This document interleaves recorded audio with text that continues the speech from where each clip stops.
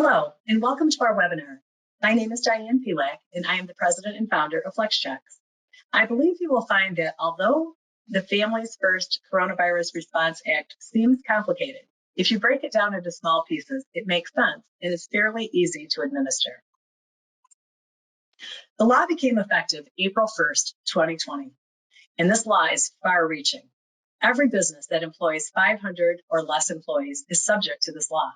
And although healthcare providers and first responders are exempt, it is estimated that 97% of United States employees work for a business that employs 500 or less employees. So as an employer, you must understand the law and how to implement it. What this law does is provide emergency paid sick leave and extended FMLA for coronavirus-related reasons. The good news is that there is a tax credit available on a dollar-for-dollar basis for the amounts paid under this act. And you can also include health premiums in the matching Medicare tax that you pay.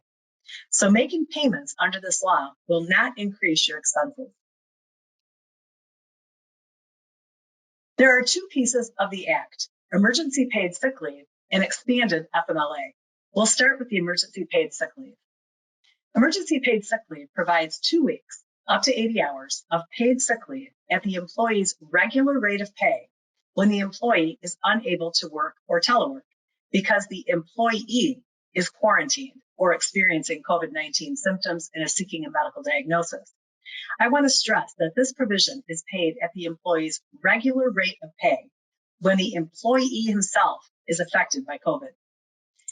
This is available to all employees, full and part-time, regardless how long they have been employed. It could be 1 day, 1 hour. They are all eligible. If they are part-time, the hours paid are based on hours the employee was scheduled to work. The pay is fully taxable to the employee, meaning that it is subject to income taxes, federal, state, local, and FICA taxes, Social Security and Medicare. And payments under this first section of the emergency paid sick leave are capped at $511 per day. The second part of the emergency paid sick leave provides 2 weeks up to 80 hours of paid sick leave at 2/3 the employee's regular rate of pay because the employee is unable to work or telework because of a bona fide reason to care for another individual who is quarantined due to COVID-19 or is a child under 18 who is unable to attend daycare or school because it is closed due to COVID-19. So the first part of this act pays at the regular rate of pay when COVID affects the employee. The second part of the act is paid at 2/3 of regular pay when the employee is caring for another individual. This also is available to all employees, full and part-time. Again, it's fully taxable pay, but the second section is capped at $200 a day, whereas the first part of the act is capped at $511. This part is capped at $200 per day. Now, there are 6 qualifying reasons that an employee can receive emergency paid sick leave under the Act. Some pertain to the employee being affected by COVID, so are paid at 100% of pay. The other pertain to someone an employee is caring for that is affected by COVID, so is paid at the 2/3 regular pay. So 100% of pay for up to 80 hours would be if the employee is subject to federal, state, or local quarantine or isolation orders related to COVID-19. The second would be if the employee has been advised by a healthcare provider to self-quarantine due to concerns related to COVID-19. The third reason would be if the employee is experiencing symptoms and is seeking a medical diagnosis of COVID-19. The fourth would be if the employee is experiencing any other substantially similar condition specified by the Secretary of Health and Human Services. Now, the last two are when 2/3 of pay for up to 80 hours would be given to the employee. That's when the employee is caring for an individual who is either subject to quarantine or isolation orders or has been advised by a healthcare provider to self-quarantine due to concerns related to COVID-19. Notice those are number 1 and number 2 above, just when it affects the employee, but this is when it affects someone they are caring for. And then the last reason is if the employee is caring for a child whose school or place of care is unavailable due to a COVID-19 reason. So that pretty much sums up the emergency paid sick leave part of the Families First Coronavirus Relief Act. Now let's move on to the expanded FMLA. Most employers are familiar with FMLA. generally a law that applies to employers with 50 or more employees, but it allows employees to take unpaid time off work for medical conditions or to care for someone with a medical issue without fear of losing their job. There are many, many rules and regulations that go along with the regular FMLA, which we won't discuss here. The expanded Family Medical Leave Act that is included in this act is paid, and it applies to all employers that have 500 or less employees. Now, up to an additional 10 weeks at 2/3 the employee's regular rate of pay, when an employee who has been employed at least 30 calendar days is unable to work or telework due to a bona fide need to care for a child whose school or daycare is closed due to COVID-19. Notice the only qualifying reason for the additional 10 weeks of pay is to care for a child whose school or daycare is closed due to COVID-19. This part of the act is also available only to those employed at least 30 calendar days, whereas emergency paid sick leave applies to all employees. This specifically is only for employees who are employed at least 30 calendar days. This is capped at $200 a day, and again, it is fully taxable pay. Now, there is an exemption available to small businesses with less than 50 employees if it would jeopardize the viability of the business. That pretty much sums up the expanded FMLA part of the act. So now let's get to the good part. The tax credit. You must have proper documentation if you take this tax credit. Back in 2010, Congress created what we called the HIRE Act, that I'm sure many of you remember and maybe even took advantage of.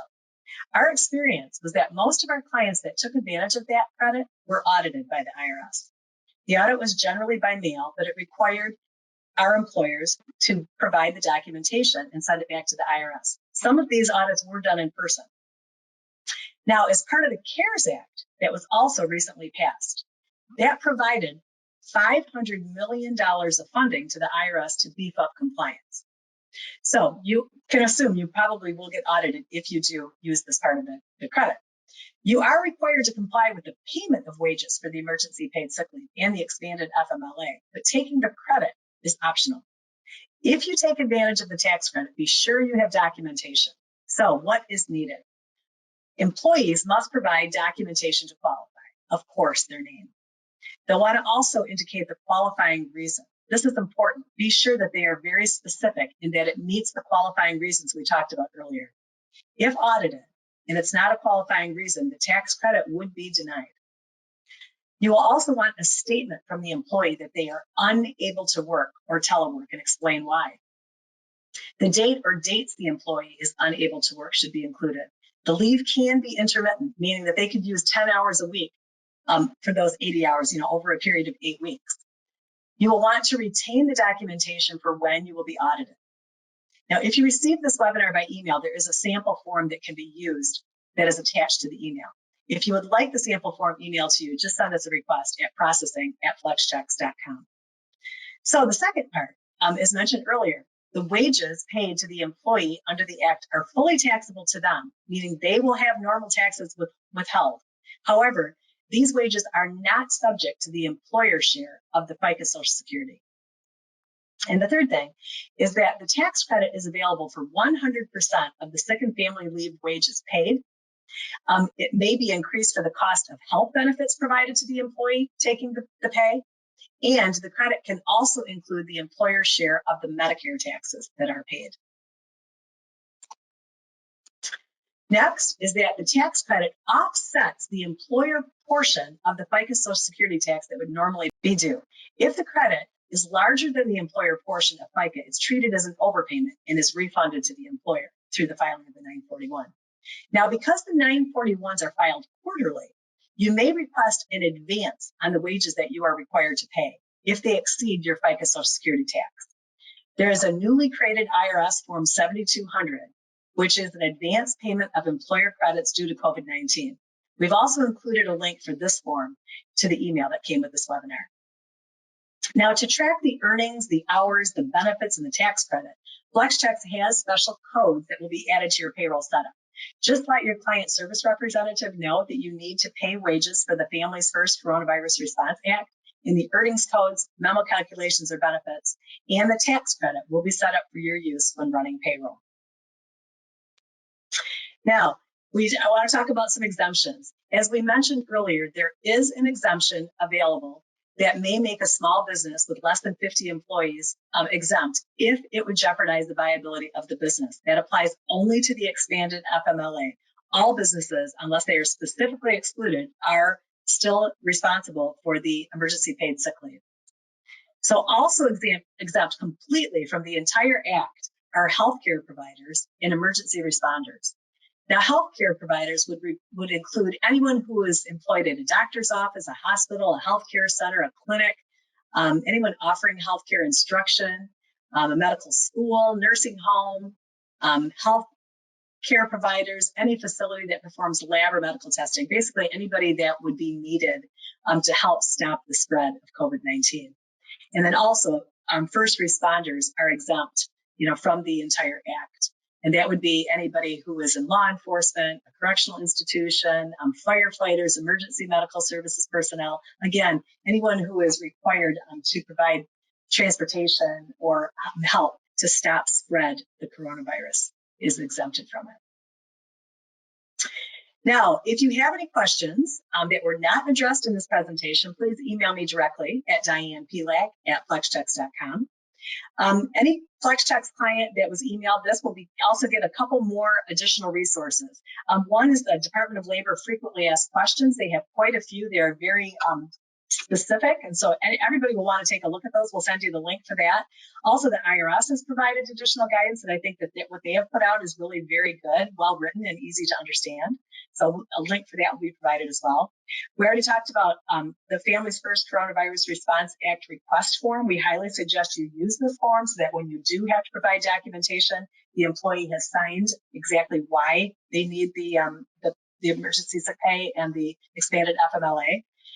Also included will be the IRS Form 7200, the advanced payment of employer credits due to COVID-19. So if you didn't receive them and you would like any of these resources, please email us at processing@flextext.com.